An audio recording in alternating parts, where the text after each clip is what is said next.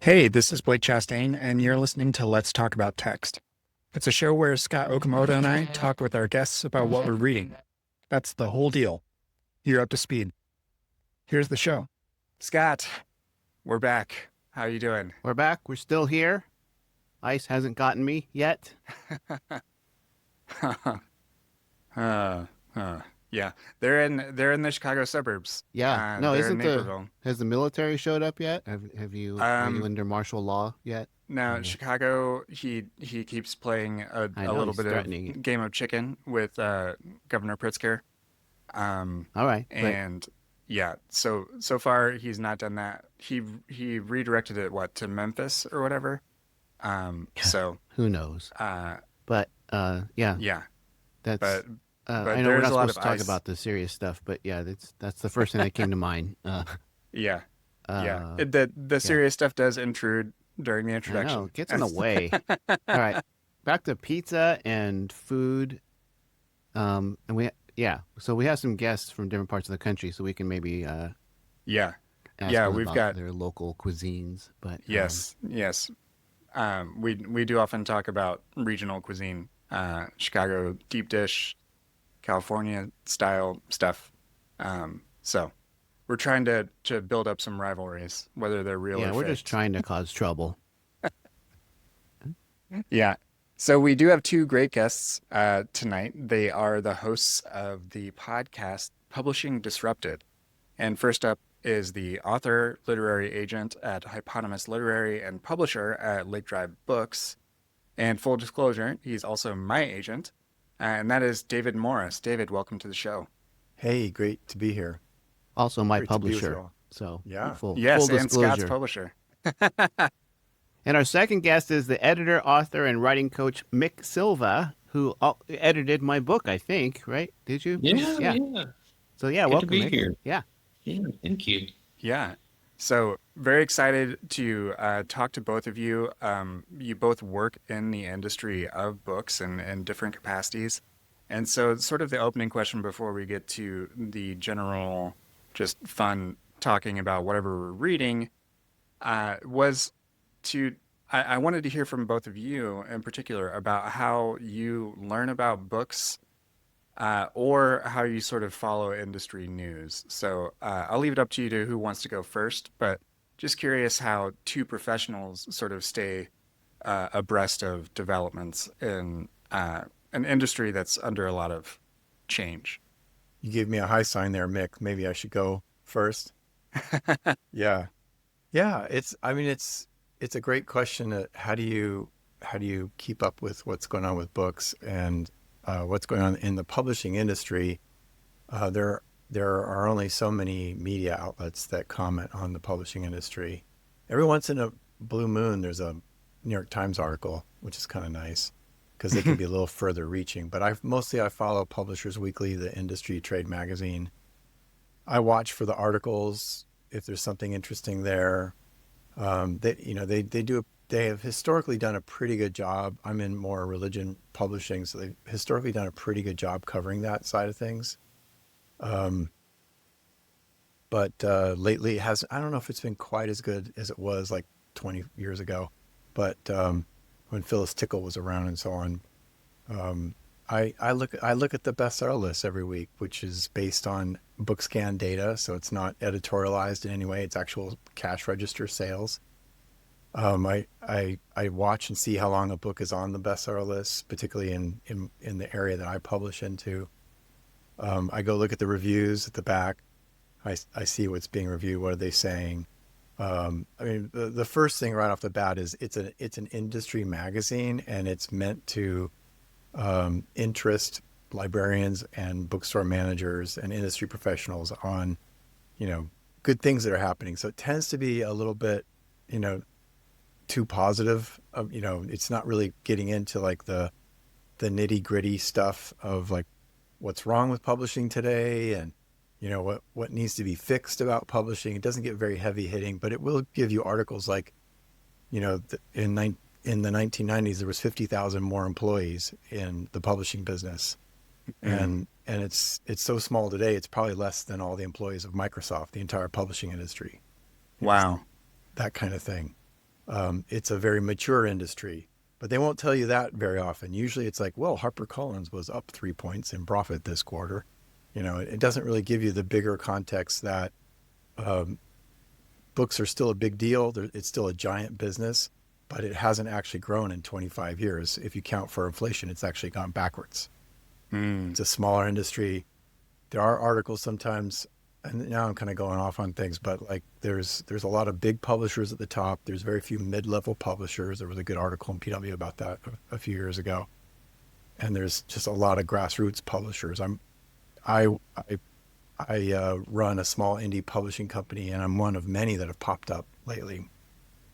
I'm part of the IBPA, Independent Book Publishers Association, and they say that a third of all books are now produced by indies like me. Wow. Which is pretty cool. So that I keep up with that. I learn. I glean a lot from what happens with bestsellers and what the publishers are publishing.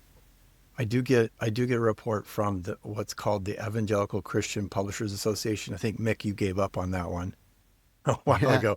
I still glance at it, but it's like, okay, it's the same stuff. It's funny because in that business, it's like books that were selling 25 years ago are still there, and it's like, isn't there something interesting? Like the Prayer of Jabez or something? Well, no, that one went away somehow. The Shack.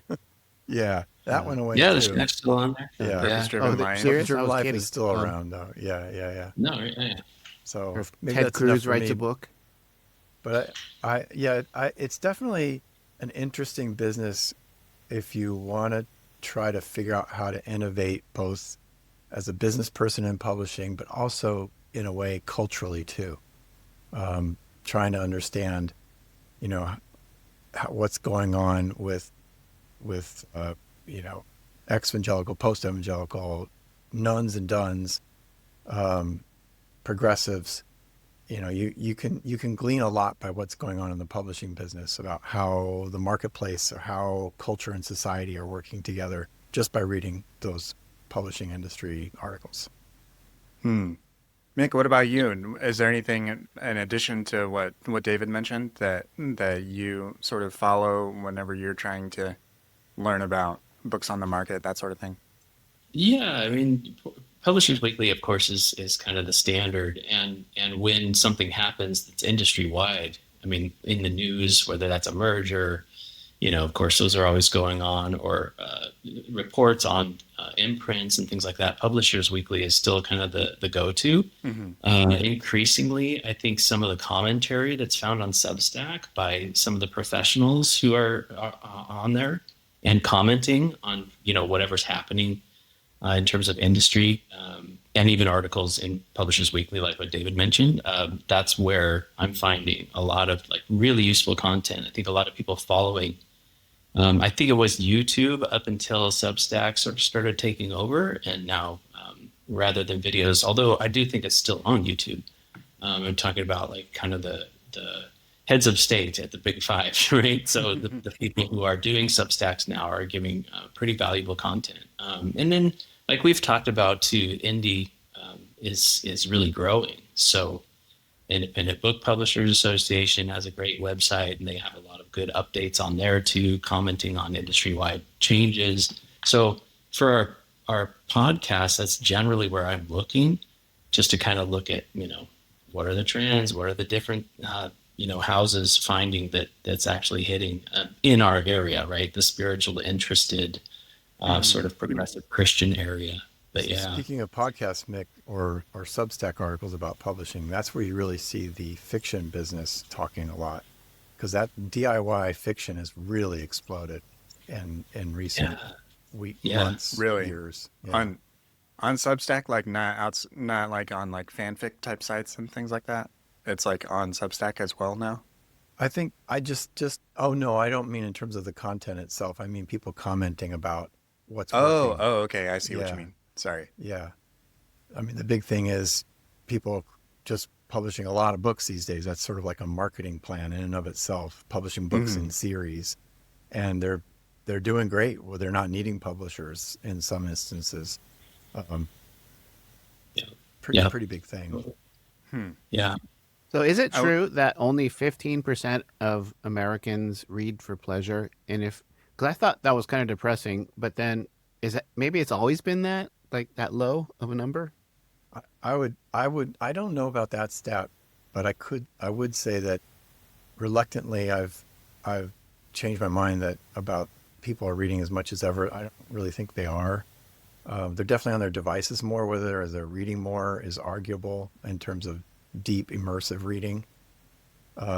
So that is an issue in terms of, are people reading as many books as they used to? Mhm. Yeah, there was some sort of bummer of a stat that was being, oh, yeah, a month ago, yeah, reading for pleasure, this is from Smithsonian Magazine. Reading for pleasure has declined by a deeply concerning 40% over the past 2 decades. Yeah. So I don't Yikes. know, that's percentage, so I'm not sure Yeah. um, I don't know math. what So the difference is. But but yeah, yeah, Yeah. that was not great news to hear about it does the explain U.S. a reading lot, public. though, of why we're in the mess we're in, because people aren't reading Yeah. Yeah, Their for brains pleasure have or for shrunk. information. Uh, right, right. Yeah. So I mean, so that looks. I guess it was reported on. Um, the first hit is Smithsonian, but NPR and the Times also report. yeah. But But I mean, Mhm. 15% of, 350 million is still a lot of people and a lot of books. So hmm maybe not as much as it used to be, but yeah. right, yeah. But then there's those related stats about like the average American reads at a sixth grade level, Mhm. which is just Which I think is also discouraging. optimistic, but Yeah, but um, Could be. but yeah, that's those are bigger problems than we necessarily need to tackle in the intro yeah. question here. I But can I I mean, can speak to the average college student who goes to an evangelical school. It's probably around the sixth grade. Uh, So, uh, but that's college yeah, students at evangelical schools. Got to be yeah, careful with the words you use. You can't use too big words. yeah, Yeah, and yeah, I yeah. Nothing too liberal or woke. Yeah, too many syllables. yeah, and I just really I'm very curious about how the impact of AI will uh, like in the short term, sure, but more in the long term, like what the hell is gonna happen? I don't know. I'm not even sure. I don't think anyone knows. Um, Mm, but mm. It's true. but We anyway, don't. It's too soon. what's that? Yeah, Certainly not. yeah. It's too soon to know. It's too soon to know. But anyways, well, thank you for answering that question. That is we're recording on the 1 year book anniversary of my book hitting the market. So these sort of things are I'm in sort of a retrospective, introspective mood at That's the right. moment as I sort of think Happy about book that. So thank birthday. you for humoring me in that question. I do have Um, a question for both of you. So, like Amazon has like a million categories of books, right? And so my book was rode the top of the category, the prestigious category of I don't even remember, like Christian shit. It wasn't even like that applicable. It was some vague religious term, and it was me and like a Bible study in Portuguese that were fighting out for the top spot, and I was like, so at first I was like, yeah, I'm number one for 4 straight weeks, but then I realized, well, that meant I sold like 8 books. But I Right. see other writers posting, because you want to put like good news out there. I published this book, and then now it's atop of this subcategory of whatever they published in. Um, what are your thoughts on like all of these, like, because I've seen people actually claim they had a number one book, which I never did, but like I posted the screenshots, say, look, I'm number one in whatever category, but I would never have gone so far to say I had a bestseller or something like that I see other writers do. What are Right. your thoughts on all these subcategories? Yeah. The most meaningful Thanks. one is the overall ranking. Right. if you can get up into like less than 5,000 or less than 10,000, even if you're at 50,000, it means you're selling a decent amount of books a month. But those subcategories, the thing is, it's based on not just the number of books selling that day, but it's the velocity as well. And who knows what else Amazon does and how the algorithm that they create for ranking those things. I think I've told you this story, Mick, that I have my book out when I publish my book as like the first book of our imprint. And mine went to the top of Christian fundamentalism, like number one. And I'm like, I think that was my category too. Yeah. Yeah. That sounds right. And then my neighbor DM'd me on Instagram. I bought your book. That's and it catapulted you to number one. It only took one copy, and I mean, I looked at the sales that day, and that's what was going on. So yeah, I caution authors to not overstate those things. It can be fun to celebrate it. Sometimes it's more meaningful than other times. They even have like a new release version of that category, and that's even easier to score number one in. But yeah, to say it's an Amazon number one ranking is not really it's not really that meaningful.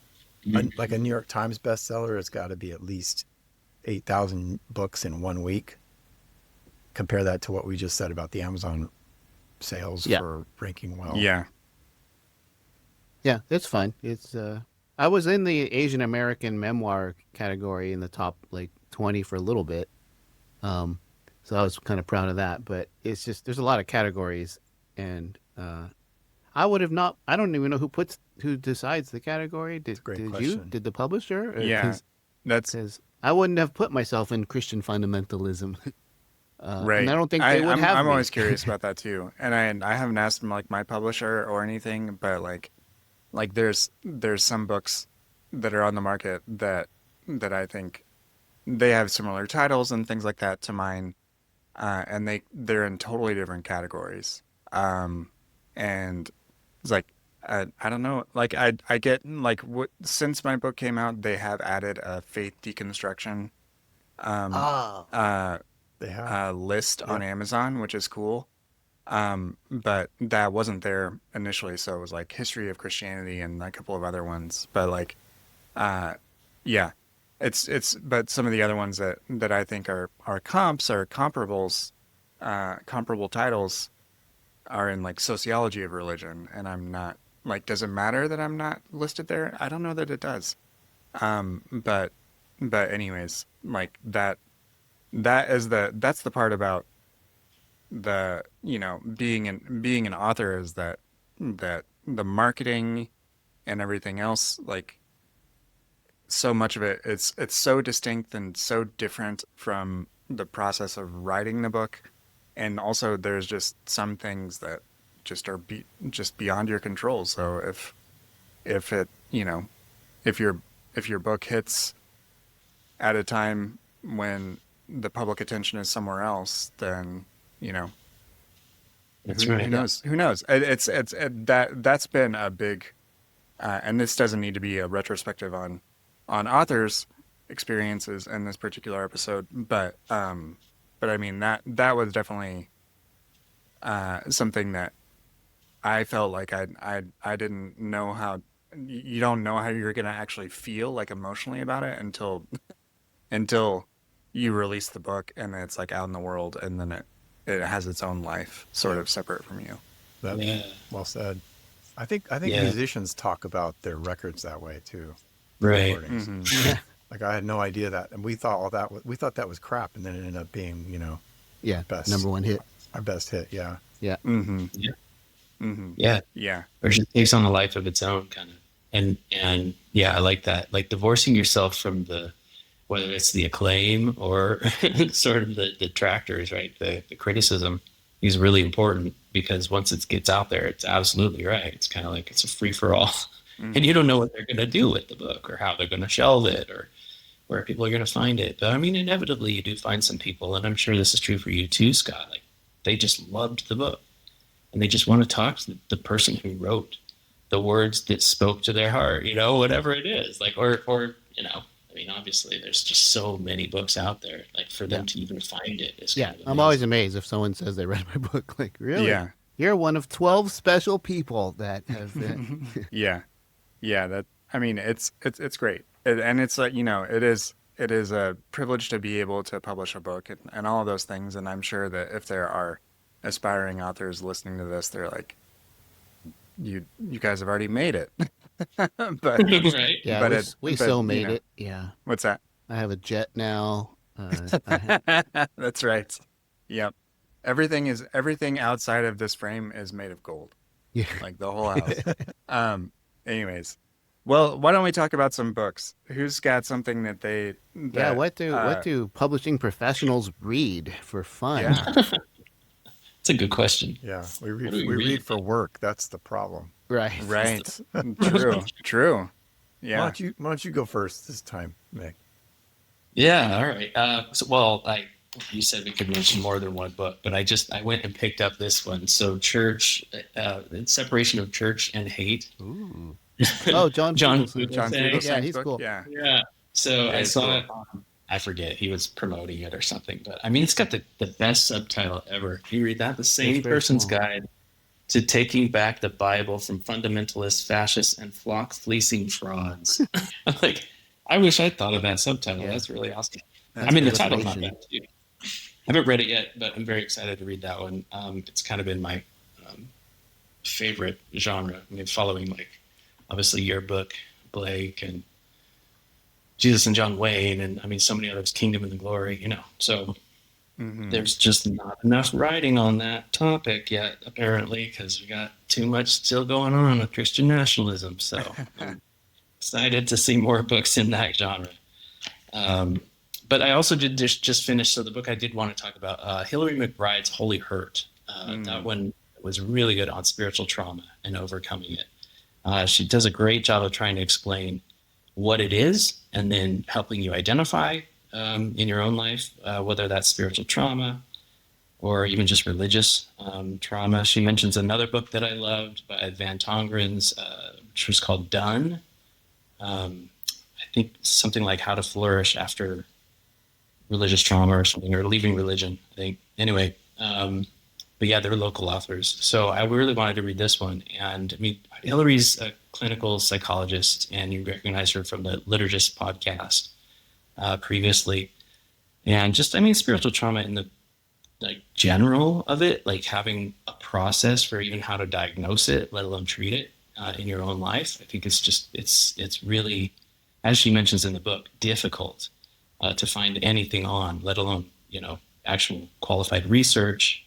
Well, and I should say I was listening to it too, and she reads it, and her voice is about as soothing a thing as you can imagine. I don't know if you've heard her speak, but oh my gosh, just listening to that in your headphones, like soothes your spiritual trauma. Nice. So I definitely recommend it to my wife and, everybody who's interested in it. But anyway, just being able to overcome this thing that's totally unacknowledged for so many people. And when I was watching the Charlie Kirk memorial, the parts that I was seeing, I was just like, oh my gosh, so many people there are being gaslit and they don't even know it.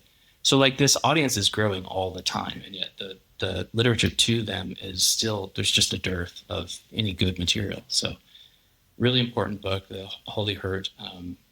Check it out, because I loved it.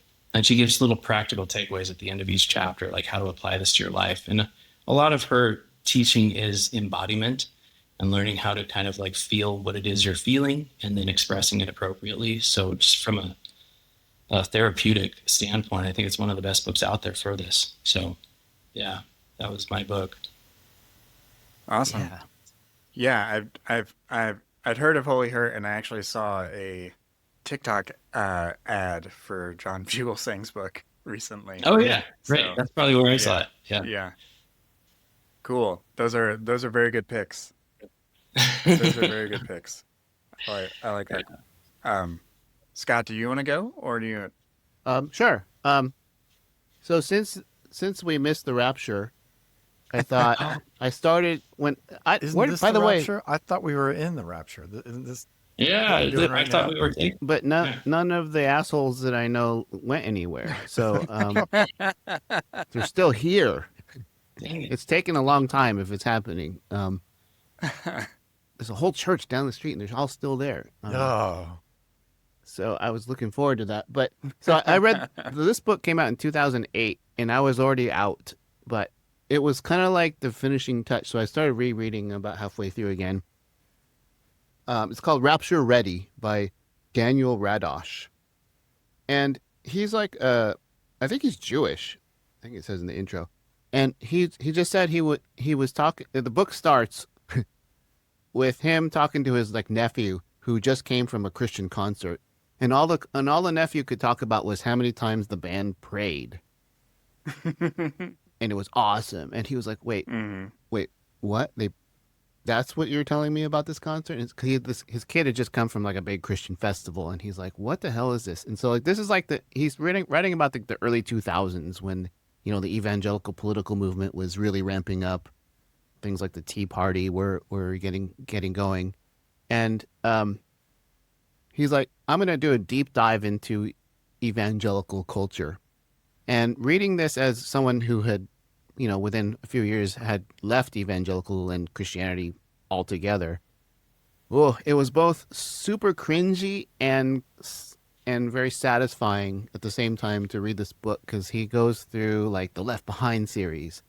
And he talks to the LaHaye's. He goes through This Present Darkness, and he talks to what's his face, Frank Peretti, commencement speaker at my college graduation. Yeah, nice. you're so lucky. Yeah, I know. I'm very lucky. And a whole bunch of other things, part of the culture. And you would think it would be just really easy for him to just go down and just like and just make fun of everything. And there is some of that, especially the Left Behind series where he pretty much takes it apart.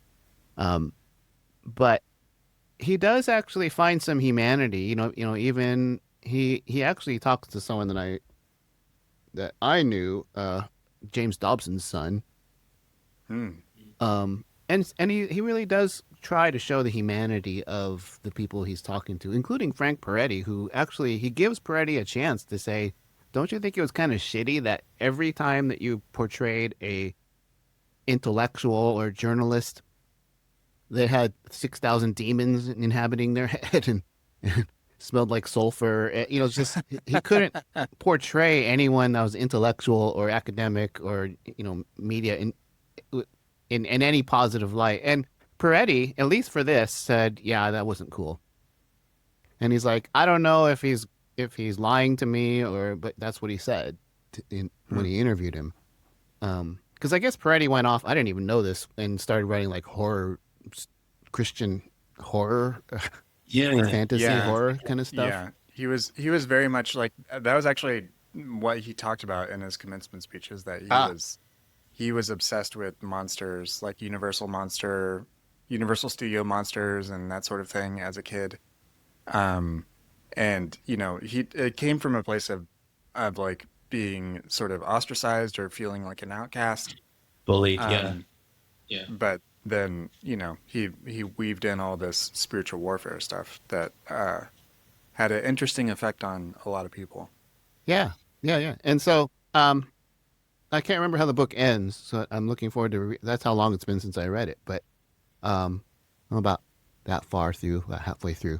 And it's still just as cringeworthy as ever. I'm just like, he's describing me when I was like 17 here, or oh shit, I read that book and I loved it as a late teen, early 20 something. I never did the Left Behind. I couldn't get into that, but so many things about Christian popular culture, whether it's testaments or all of the marketing and product that sort of blew up in the 90s, early 2000s from evangelical culture. He's talking about it kind of in awe and wonder, like, wow, he had no idea this was like a whole industry that had just blown up, with movies and again, products, T-shirts, music, and movies. And so, it's just since we apparently missed the rapture, this is it's a fun book to read. It helps to be a little bit altered, like a drink or a smoke cushions the blow of embarrassment and cringe. But even if you don't alter your mind while you read it, it's worth. If you have a sense of humor about yourself and your past, then it's a really fun read. Yeah. I love books like that because it's sort of like an outsider. Yeah. Being So you're seeing yourself, your past self, through an outsider's view. Yeah. Yeah. Mm-hmm. Yeah. It's kind of like that idea that, like, if an alien came to Earth and they met a bunch of evangelicals, what would they think? Yeah. Because evangelicalism as a subculture is that foreign to so much else, and it's so, like, in book publishing, the New York houses have always been amazed at how much money there is in evangelical publishing, and they don't realize it's its own sort of sealed off world. Do you think that's still true in 2025? What's that? Do you think that's still true in like 2025, even after Trumpism and everything sort of elevated the profile of evangelical culture and stuff like that? Not necessarily in a good way, but just like shows how powerful it is. That's a great question. Yeah. So I think it's gone more mainstream, especially after a lot of it's crossed over, right? Mega church movement. But then there's folks who like I've seen on social media in recent days, just like, I've never even heard of Charlie Kirk. Right. Who was this person? So I think that Lucky. still goes on. No one really knows, like, who is Rick Warren. Not everybody knows who that is. But I knew non-Christians that read Purpose Driven Life because it was a bestseller for all those years, and so they were curious. Yeah. That's true. Which was a big waste of time, I think, but they did it. I read the first page. I was like, I'm out. Yep. Can't do it. Yeah. Even in our publishing house, a lot of people who were supporting and selling the book. It was, we don't know why this book is selling. There was a lot of just talk about it, and I totally couldn't disagree. I don't know, it's very familiar, at least if you've lived in that subculture for a while. Yeah. But to anyone on the outside, maybe they, to them it's like it's a foreign language. I can see how that book, for you, Scott, reading it for any of us would be it would be freeing and enjoyable. Like, this book, Rapture Ready. Yeah. I would be so curious to know, like, if someone who's still deep into evangelicalism, if they read this, if it would move the needle at all as to like how they saw their culture and their sort of pseudo theology and reliance on capitalism and money, and it's just I mean, like that. Like I did a tongue-in-cheek video today about, like, good news, bad news. There's no rapture, but you can read now. You've got some time to bone up on this. So since topic, you have some time, since you, and like, I mean, I am hopeful, right? That, like, for some people that might be the thing that helps open the door a little bit to, like, a different idea, but I don't know. I don't know. Like, the best thing you could do is, like, give it a shot. I don't know. Or the rapture did happen and only like 2 people made it, and it's always a possibility. Yeah. Never know. Yeah, there was like there's a comedian that I watch on YouTube that's like, the only 2 people in heaven are Mr. Rogers and like Toni Morrison or something. Well, that sounds good. I like that. Yeah. But, David, what are you reading through right now? I was thinking of books that I'd finished. I thought that was the assignment, but I do have things I've finished recently I could talk about. Whatever you want to talk about. Sure. Yeah. I'm actually in the middle of, or just started, a Virginia Woolf novel. Oh, which one? To the Lighthouse. Yeah. Mick, you inspired me because you were reading Frankenstein recently. You're trying to find classics. Ooh. And that's where I wound up when I started searching for classics. I'm also reading an advanced copy of Sara Moslener's After Purity. Ooh, I just had her on. She's on this week's Chapel Probation. she's got quite the mind for talking about these things. She can make observations and say things that few Yeah. people who are observing the movement can say. Mm. Professor of religious history at Central Michigan University. Yeah. But for me, I have academic background in psychology and religion. It's a religious studies degree. I've read a lot of Freud and secondary literature around psychoanalysis as a way to interpret culture, as a way to interpret religion.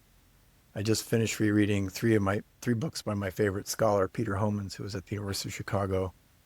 It was great to just reread that stuff and sort of, revel in it. It gets pretty specific. But I guess I've been thinking more and reading more into history lately. That was one of the things that's really was missing from both my academic training, being more of a psychologist of religion and sociology and anthropology reading.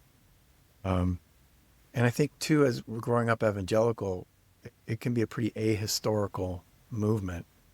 Not really being that aware of a lot of things, actually, including history. And so I spend time wondering about why the United States is so Christian, so ubiquitous with regard to the way we have faith experience in the United States. I read a sociologist's book on, I'm not going to remember it right now, but the big observation of it was that America, United States, is by far, for a Western developed nation, it is by far the most religious. For an educated Western developed nation, it is more religious than any other nation. And so that's odd. That's weird. And it's not because we're more holy, So I kind of look at things as a suspicious psychologist. Psychoanalysis, his work was called the hermeneutics of suspicion. And I don't like to just read history and say, well, this is what happened in the past. I like to look at it and go, how did that form us as people, as we are today? So like, why are we so religious? What caused that?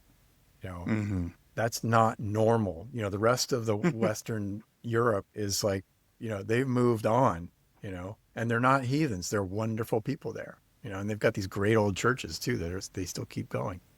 But at least the buildings. So I just been stumbling around, and I came across a very accessible short history of everyday life in early America. And it talks about the 1600s when people came, the first colonies, the first colonizers. And it just revealed a lot of things about how life was a lot harder than you might think. The first folks who came across were just like average middle-class Christian, Puritans who just kind of wanted to get out of England. The way I think about it is they were sort of the next step in the Reformation and the rejection of church, state-sanctioned religion. And they wanted to get away from England, which had gone Protestant, but it was still state-controlled. So they wanted an American to have their own control. Turns out, though, they set up their own theocracy. Yeah. When they, ironically, which is like, for me as a psychologist, think-minded person, how do you run away from the very and start doing the very thing that you were running away from? And that's the Puritans for you. But there's things that went on in early America, like in the South. If you didn't go to church on Sunday, you got fined 50 pounds of tobacco. It was compulsory to go to church. So when some of the Christian nationalists are saying America was founded as a Christian nation, yeah, it was, until of course the framers of the Constitution came along and said, no, we're not having state-sanctioned religion in the United States. And they came up. Did you say 50 pounds? 50 pounds of tobacco. Does that sound like a lot? Is that where you get the term deep pockets? Because it takes big pockets to fit 50 pounds of tobacco. Oh, I don't Maybe. know. Yeah. Yeah, that is a lot of tobacco. That's a lot. Yeah. So that Wow. this kind of reading just helps ground you in what life was really like. Um, there was a lot of indentured servitude, not just of people from Africa, but from lower class folks from England. Interestingly enough, especially in, I think it was Virginia and Maryland, if not other southern states, there were far more men than women, and a lot of them had come to the to North America because they saw it as a opportunity for a windfall, Hmm. for making a fortune. And I think that was a really interesting sociological observation. There was more men than women. So if you think about who we are as individuals and what's in our identity DNA, we have this very dissident, Puritan, anti anti-government, individualistic stance. We have this very strong entrepreneurial stance. The book also makes this observation that that a lot of tradition from the old country just vanished when people came here. And so you have people who are even mixing together in these country villages from Germany, from England, from Sweden, and their traditions are having to sort of be, what's the right word, sanitized or changed or dropped, just entirely dropped. Hmm. And so to me, that in terms of our identity as people in this country, we're sort of traditionless. We're without tradition. We're without traditions that ground you, that tell you who you are, that help you mark the calendar throughout the year. Um, and so when you see this sort of out of control Christian nationalism, it kind of makes sense that, okay, we're very like emotionally identity and emotions are connected. We're very rudderless. And Yeah. I'm not trying to excuse it at all. It's more, we have not just our problems are just deeply ingrained in who we are. And it's not just strictly a class matter or race or gender or sexuality. Sometimes those things are actually used as scapegoats to really talk about the fact that we just don't know who we are and we're scared people. Mm. Yeah. Mm. So Yeah. anyway, that's what I get out of reading. This is Yeah. a very accessible book, Everyday Life in Early America. Yeah. David Freeman Hawke is the author. He's a historian who's now dead, but Yeah. it's That very sounds quick read interesting. if you're interested.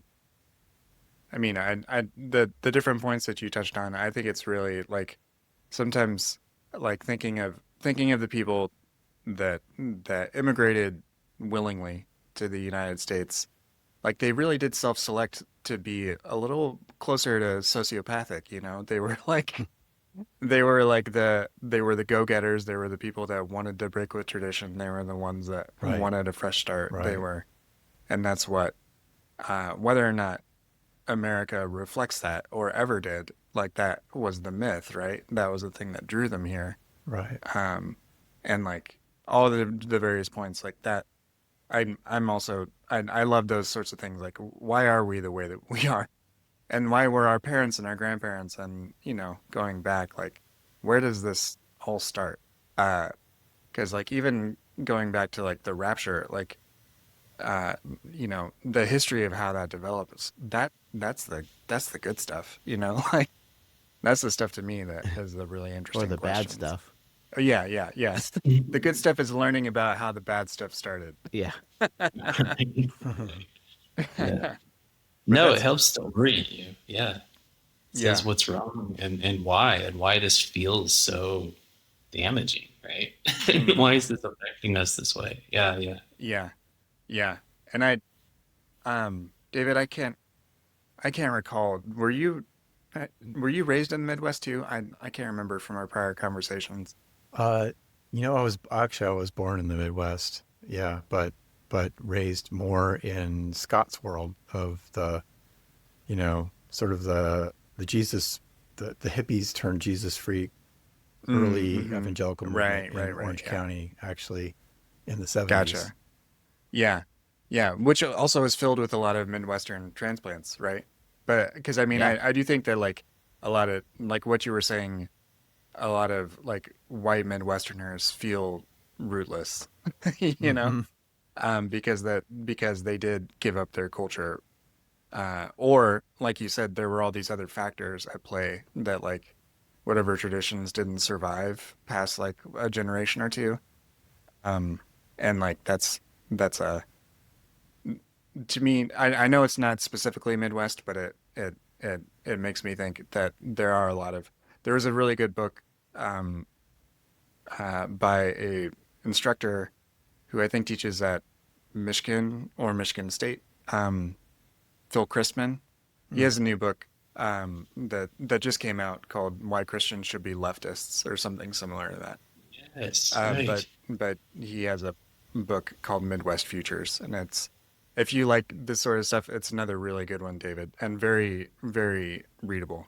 Um, I love that one quite a bit uh, because it reorients the Midwest in a very interesting way, That's and sort interesting. of Yeah. tackles similar like why are we like emotionally and intellectually the way we are?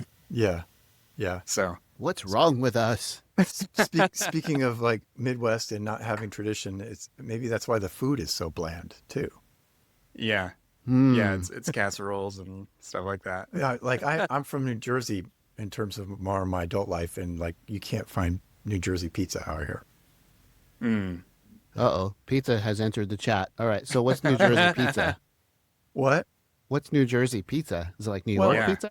it's New York pizza, yeah. So Okay. thin crust, just I think the thin, very crispy crust, and it's they just don't have that kind of thing out here.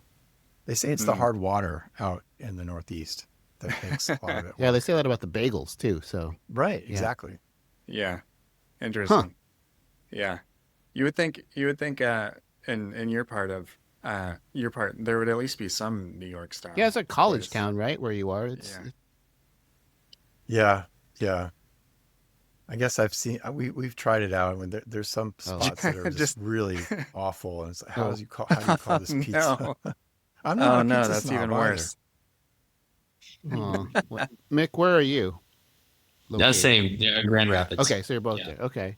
yeah, I just saw yeah. you nodding in agreement, so I was like, I can okay. well, I can vouch for the Yeah. lack of good pizza. Yeah. There's a good when sometimes we meet relatives that live in Michigan and northern Indiana, in St. Joseph at a pizza place that's right by the park. I forget what it's called. Right by the beach rather. But it's a lot of fun. It's good. It's not New York style though. It's Do they allow that in Detroit style, I Chicago? think. I think it's Detroit style. Oh, okay. Oh yeah. Yeah, there you go. Right. Yeah. So, well, Totally different. What are you I reading? Yeah. I have a couple of books. So I'm working through both of them. One of them is a classic essay collection, Susan Sontag's on photography, um, published in the 70s, I think. Let's see what the date. 73 is the original copyright. And it's a collection of essays. I've read all of the first one. The first one is called In Plato's Cave, which is sort of about the effect of photography, sort of on the sort of like on the human psyche, both like in how you how it affects your mind as you're taking photos, as well as um, what it like seeing the volume of photos that modern people see. And I mean, like I don't know, Sontag, she passed in 2004, so she didn't see the rise of smartphones and YouTube and the Yeah. completely oversaturated world we live in now. But the first the first essay is called In Plato's Cave, and the second one is America Seen Through Photographs Darkly. Both are really, really insightful, and just like speak to the way in which photography works in media. Like, but the thing that bowled me over in the first essay was really in light of what we've sort of seen within the response to Charlie Kirk's shooting. And one of the things that she writes, and I rarely ever do this, but she says it so well and so succinctly that I will actually quote it.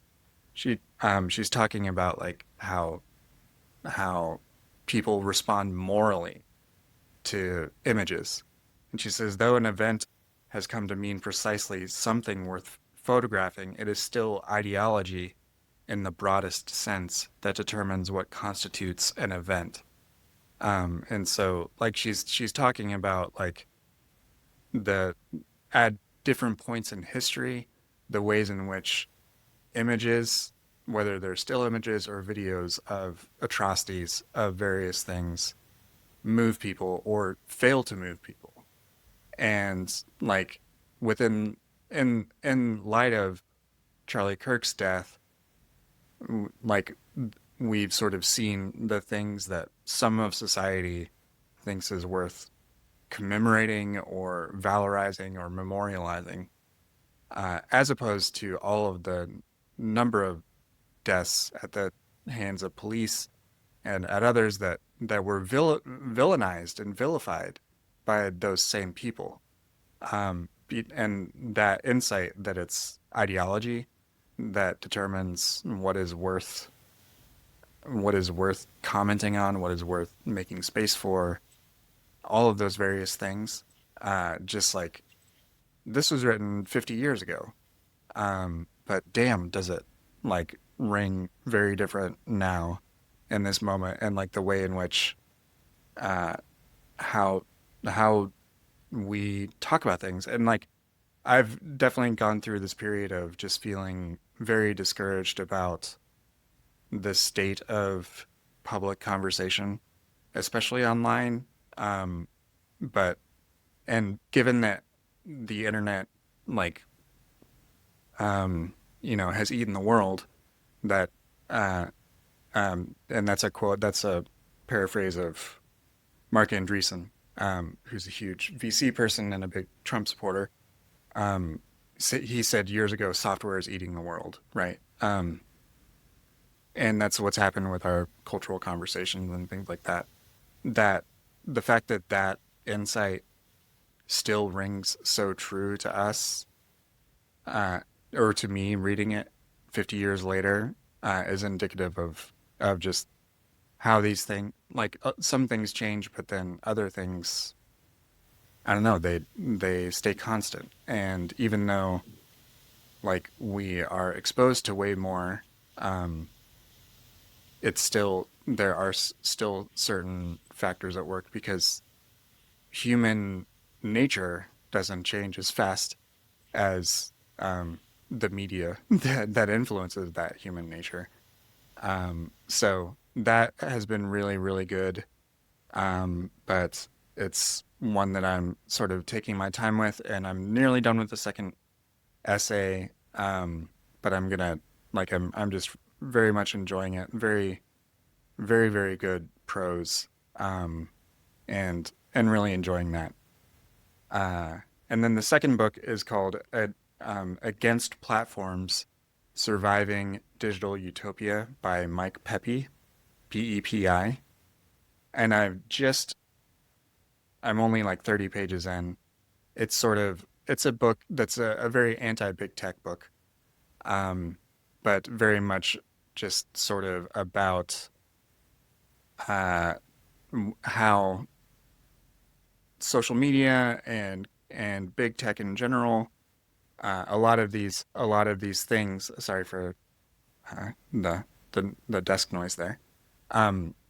All of these things are just they are not what they being Silicon Valley have sort of positioned them to be, and especially in the sort of autocratic authoritarian turn that we've seen, and the degree to which those same companies um, are playing ball with the Trump administration. Um, it's it's interesting to consider, and I haven't gotten to any sort of proposed solutions yet. I've read similar books in the past, like Internet for the People and things like that. And then there's another high-profile book that's going to come out, I think, next month by Cory Doctorow called Enshittification, Hmm. which is a book-length exploration of just like how platforms tend to start out really strong, and then once they need to flip the money-making switch, they just get way shittier for everyone that uses them. That was a Wired article that went viral and has become part of the lexicon of media commentators. Enshittification is, and that book is coming out, I think, within the next 2 months. So that one's on my radar too in that particular area. Um, but but yeah, those are my two. They're a little more on the heavier side, um, and a little dour at different times, but still meaningful to sort of engage with in this particular moment. So, but I'm very enamored with the On Photography book, and in particular, and am just looking forward to continuing to read that one because the quality of the prose is just very, very good. Cool. So that's what I'm reading. Can you blend those two, Blake? Like, What do you mean? the photography book and against platforms. So, what is going on when we're looking at so many pictures all day long and we're scrolling? Yeah, I mean, so like one of the things that one of the things that Sontag talks about is just like there was a series of war photographs that were taken around the time of the Korean War, and those moved the needle and around public conversation um, significantly. But then by the time of the Vietnam War, there were other periods in which like the exposure reached a point that people sort of became anesthetized to responding to those images.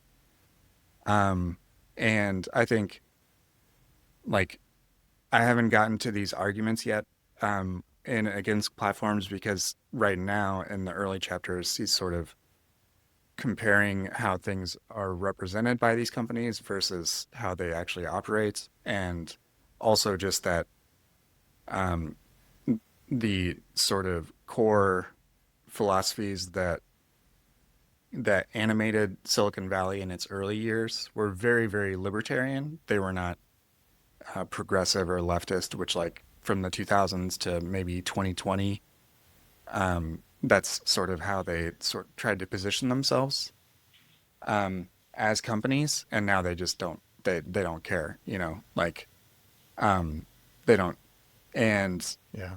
so that I think that, and given that all the companies have essentially given up on trying to moderate, um, uh, they all followed Elon's example of just letting it run wild, and that's why you know in group chats that I was like, my friend was like, oh shit, I was trying to avoid the video and I saw it, because nobody was taking it down. Um, and so then that feeds into that anesthetizing effect. So I mean, maybe that's a connection, like, but anyways, it's I don't know. That's sort of where Yeah. my head is at because I just over the last few months I've struggled with like how can you shift a conversation if you're not Elon Musk or Donald Trump? like what it, like what's possible. I don't know right now. But I'm curious. So It's good. Yep. anyways, sorry to be a little glum, but that's sort of where my head's at going We into covered a lot of the ground. That's like we got a Virginia Woolf reference and Sontag and modern mm-hmm, stuff. mm-hmm, Good stuff. yeah, yeah. That's what I love about these doing this show, Scott, is that like everybody brings something different. And it's so fun to see where things connect and where they diverge. Mick is a Um, great consumer of library books. I'm at his house every That's so right. often. We watch his cat sometimes, and they always got like a stack of library books from the local library. We've got an amazing library, like award-winning library system here. So I take full advantage of it. Nice. A lot of it's my amazing. wife. She reads more than I do. So yeah. My wife reads everything from the library on her Kindle. Yeah. Mm-hmm. I mean, yeah. Well, what is it? Like there's the Libby app and then there's like Yeah. Hoopla also. We Yeah. use a lot. Yeah, I think she uses Yeah. Libby too. Yeah, especially audio. It's really great. And what was that article you saw about men reading as sexy, Mick? Yeah, that's right. So like scrolling on your phone, apparently, I don't know who they were studying, but like apparently just, it was something anecdotal, I'm sure. But yeah, was it Maureen Dowd maybe in New York Times that wrote about they did that little study on women seeing men on scrolling on phones is not sexy, but if you're reading a book on a train or in a restaurant or something, apparently that is sexy. So she was basically using it to exploit that idea that men need to read more. Yeah, I'm going to post this more often. Yeah. That's- David, you're making us stumble. Yeah, Pull out his book. yeah, yep. The bar has Yep. gotten really low, hasn't it? To impress women for men. Yeah, that's right. Just Having read a book. please. might Yeah, get wow, you a laid. book. Unless it's like the Art of the Deal or some shit, but maybe not the Or- Bible. I don't know if that's sexy. Yeah, Or Probably, yeah. to some probably less people, so. yeah, Infinite Certain- Jest. certain- Infinite Jest is yeah. I Probably don't not want to the kink one. shame anyone. oh man. Whew. All right. Well, I mean, we really did cover the gamut. This was great. Yeah, I'm so Scott- glad y'all came on because you all do important work. Not just because you worked with my book and Blake's book, but mhm. in general, you guys are on the front lines of keeping books coming out and keeping it flowing. So very cool. Mhm. Thank you. Yeah. So Yeah. yeah, thank you so much for coming on and talking. Where can people find the books you're working on or anything you really want to plug? We want to make sure to send people where we can. Yeah, what's our website? It's a Substack, right? Just the Publishing Disrupted Substack. Yeah, you can Yep. find us on there probably. But yeah, I mean, how many episodes do we have now, David? I'm forgetting. Like number 10? 10 maybe. Yeah, Yeah, yeah. We'll keep doing it. I was listening to the one today about what does a best-selling book mean anymore. That one was very interesting. As a first-time author, because like that part is completely foreign, Yeah. and Thank you for it does listening. seem like it's changing all the time. So Yeah, Mick and I were meeting every other week to just talk things through, and then he had this idea of starting a podcast and just talking about how we're reacting in this new world that we're both in, being outside of corporate Yeah. publishing. Yeah, yeah, Yeah. Yeah, a lot of changes. You could- So yeah, check us out on Substack, and I mean, if you like the Publishing Disrupted idea, I mean, that's what we cover every week. Kind of. Yeah, we had that one on bestseller lists, and then what makes a great author great. I think that was our most recent one. It was mostly to authors just trying to navigate, trying to figure out, because a big question is, should I go self-publishing, hybrid, traditional, or what? So yeah, trying to help people navigate that. I do want to get David to talk more about Lake Drive and some of the books he's working on, but so far he's been kind of, you haven't been reticent. I need to ask you the questions. Maybe that'll be the on next the episode. podcast. Yeah, yeah. And they can find me at lakedrivebooks.com. We're doing about 6 books a year, if we can manage it. Some good stuff coming down the pike, and good stuff that we've published too. There's books like yours, Scott, that need to still find a readership, and there's always new readers out there. In other words, and then also the agenting work I do over at hyponymous.com. Nice. Yeah. Don't ask me to spell. Yeah. If you're looking for an agent,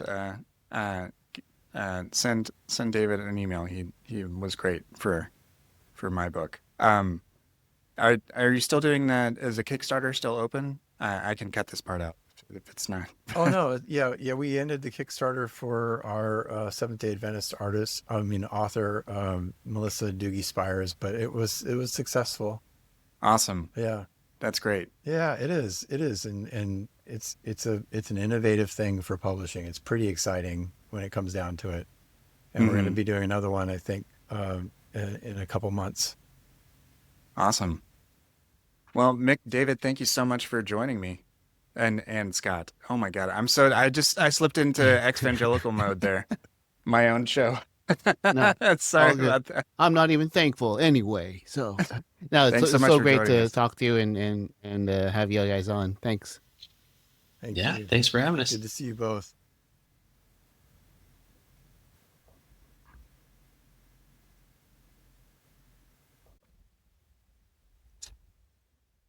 Hey, thanks for listening to this episode of Let's Talk About Text with Blake and Scott. If you're interested in coming on to talk about a book that you've really loved or that you're reading right now, let us know. Reach out to us at talkabouttextpod@gmail.com. Hope to hear from you, and we'll see you next week.